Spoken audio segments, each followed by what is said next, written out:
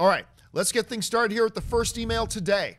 And the first email today comes to us from our friend Greg Williams, who writes, "Hi guys, I completely love Spider-Man, and one of the great things was the group of Spider-Men. I've been reading around, and women, yes, I've been reading around that they're now saying that they're already working on a sequel and that it will focus on Miles and Gwen and a romance between them. As much as I like the movie, I'm not a big fan of romance in these kinds of films. Do you think this could work?" All right, so for those of you who are kind of maybe wondering what Greg is talking about, so number one, he's obviously talking about Spider-Man and the Spider-Verse. Magnificent film. We're going to talk more about that in just a little while. But one of the main producers there from Sony, looking kind of shepherding the Spider stuff, both in the MCU and in in Sony's home backyard, is Amy Pascal. Amy Pascal just did a long interview piece in Vanity Fair, and one of the things that came up was the potential of a sequel for Spider-Man Into the Spider-Verse. Here's what the article had to say in that interview with Amy Pascal. It said the following. First, though, one of Pascal's favorites, Gwen Stacy, will lead the way. The producer revealed that Sony's upcoming Into the Spider-Verse sequel, directed by Joaquin Dos Santos from Avatar: The Last Airbender and Voltron, and written by David Callahan from Wonder Woman 1984 and Zombieland 2, will be focused on Miles Morales and Gwen Stacy and will explore a romance between the two, a thread from Lord's original script that ultimately didn't fit into the Spider-Verse. So it does seem like they're already looking to doing a sequel. Whether or not a sequel actually happens will really depend a lot on what the final box office total of Spider-Man Into the Spider-Verse is. Yeah. But, you know, this is one of those films, Robert, that even if it disappoints a little bit at the box office, the reception for this film has been so good. This might be one of those circumstances where they go, well, this one didn't make a ton of money, but because of how well it was received, we feel confident we can do another one, and it will probably do even better. I'm with Greg on this, Robert, in the sense that I traditionally do not like romance stories within my comic book films. The two great exceptions have always been Tony and Pepper and Andrew Garfield's Spider-Man and Emma Stone's Gwen Stacy. Yeah. I thought that their chemistry was great. Of course, they were in a romance off camera as well, so that kind of helped the chemistry.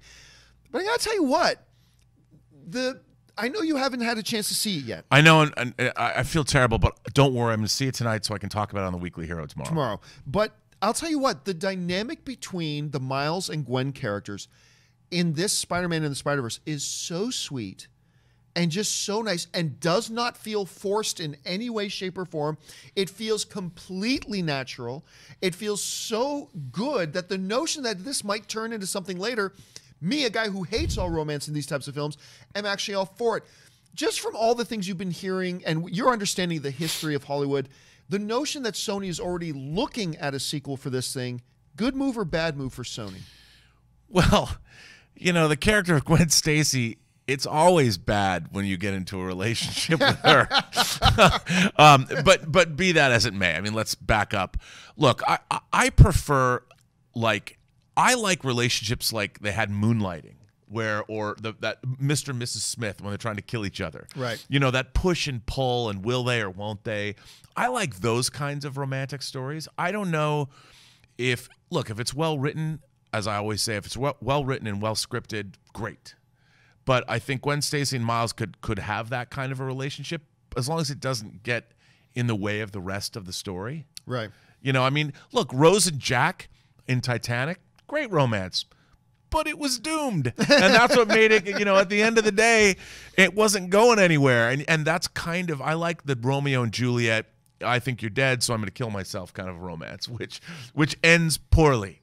Because you inherently have to then, if you're going to play a romance where the story ends and everybody lives happily ever after, right, a superhero never lives happily ever after.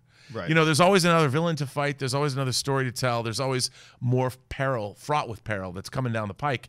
So it's always weird when you make a romance the focus of your superhero story, because it can only, unless like with Pepper and Tony, it's been drawn out in the background and endures over the course of, and sometimes they've been up, sometimes they've been down. Yeah, me and Pepper are taking a break. Yeah, now, the great line from Civil War. Yeah, so good, so good. How do you explain her absence? Taking a break. Look, and the other thing too is the one thing they've got going for them, like you were pointing out, if you ever got a Spider-Man movie and there's a romance with Gwen Stacy, you know it ends with Peter standing over a gravestone crying, right? Right. Like, you know, but this is different. This Yes. is Miles Morales. And it's they a different, are not bound by the same fate. different universes. You know, it could work. It could be good. By the way, one other thing that was mentioned in this Vanity Fair piece was that they're also looking beyond Spider-Verse 2 to a movie with Spider-Gwen, Silk, and Spider-Woman. Although in this movie, in Spider-Verse, Gwen Stacy refers to herself as Spider-Woman. But in this new spin-off film, they're referring to her as Gwen Stacy with another character, Spider-Woman, and of course Silk at that. Are they getting ahead of themselves? You're not getting ahead of yourselves just to dream about it and Right. just to think about it.